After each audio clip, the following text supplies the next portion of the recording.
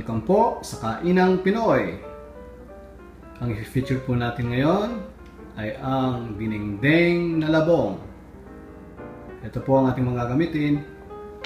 Ito po yung ating labong or yung bamboo shoots.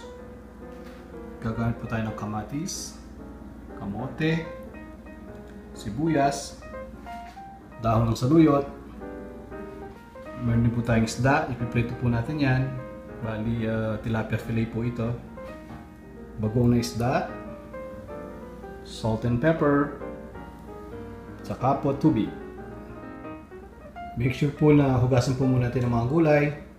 Pinakaunang gagawin po natin, ipiprito po muna natin itong ating isda.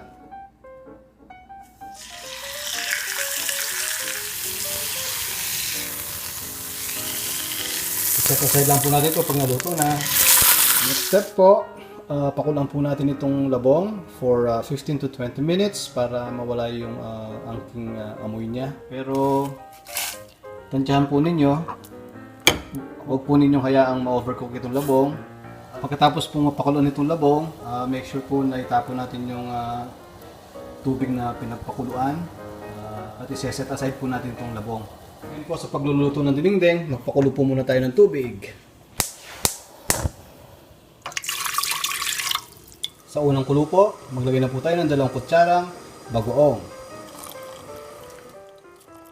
Make sure po na alisin po natin yung mga lumulutang scam. Isunod naman po natin ngayong palambutin ng mga kamote.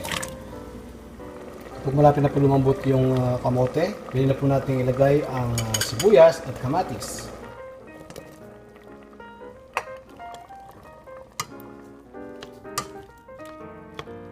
Let it simmer for 2 minutes before adding the labong.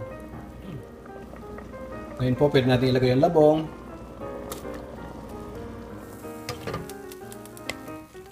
After 5 minutes naman po, ilalagay natin ang saluyot. Ngayon naman po, ilalagay natin ang saluyot.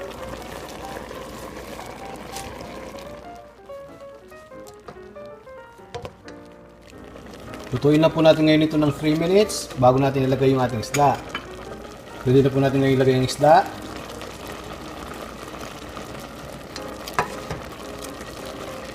And now for our final touch, salt and pepper. Konting salt na lang po lalagay natin dahil may bagong na kanina. In about a minute, pwede na po natin itong serve. Ito na po ang ating dinengdeng na labong. Maraming salamat po muli sa pagtangkilik niyo sa Kainang Pinoy. Hanggang sa muli po. Tara na pong kumain!